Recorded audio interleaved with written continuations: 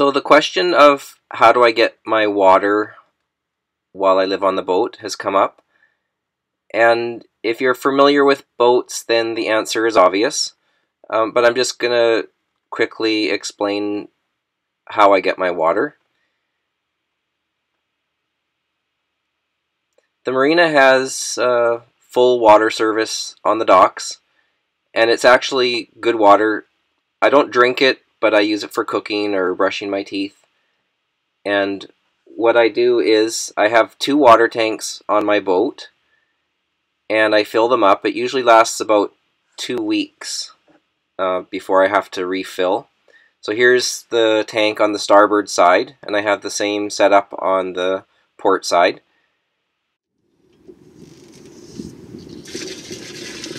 It's a good idea to be familiar with your water source, so if you're out cruising, check with the staff if the water is suitable to drink. There are places that it isn't recommended to drink. But even though my water here is good, I always run the hose anytime I'm filling the tank up. I always run the hose for a couple minutes at least, just to get anything out of the lines that may be in there.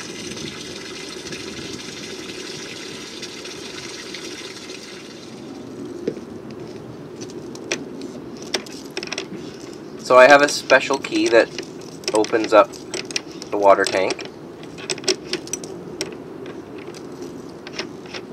and it's really easy. Just once the lid is off, or the cap is off there,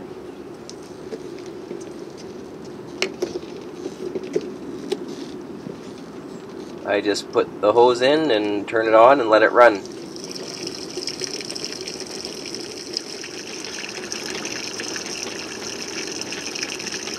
And once the tank is full, it will just start flowing out of the top of the opening there. And then I turn the water off, switch over to the other tank, and that is it. So that water will last me about 2 weeks before I need to put more in. Sometimes even a bit longer. Depends if it's just me on the boat or if I have the kids with me. Over the weekend, then we use a little more water, obviously. So I have a hot water tank, just like a hot water tank you would find in a house. Mine is in the rear starboard lazarette, and it is just miniature. It's 6 gallons, and it's just actually under that sail bag, so I'll show you here. I'll pull the sail bag off. So there is the tank, the top of it, and I'll just move the camera down here so you can see what the side of it looks like. So this tank is wired for my shore power, so I can just flick a switch on my breaker panel and the AC electrical will heat that water up.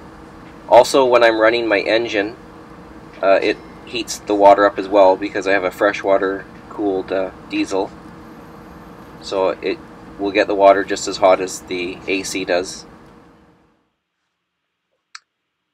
Here is my panel. The panel on the left is for AC, so I've just flicked on the switch there. I just have to leave that switch on for about, say, 20 minutes, 30 minutes, and that water is plenty warm enough. I just wanted to show you the water tank on the port side. So it's just under the settee. You just pull the cushions off, and then you pull off the lids. This side is enclosed, so it's the original tank. It has a couple viewing ports. Now, at some point in the history of this boat, someone put a second water tank in on the starboard settee side. So it used to be storage under here, but now it is a second water tank. I still have these access drawers, and that's actually turned out to be kind of a blessing because I can just open the drawer there, and I can actually see my water level. Right now I've just filled it, so it's all dark. When the water goes down a little, you'll actually see a very distinct line between the dark and the light. And these tanks drain equally because they're plumbed together. I can also separate them, but I know the water level of each tank just by looking at this one little window here.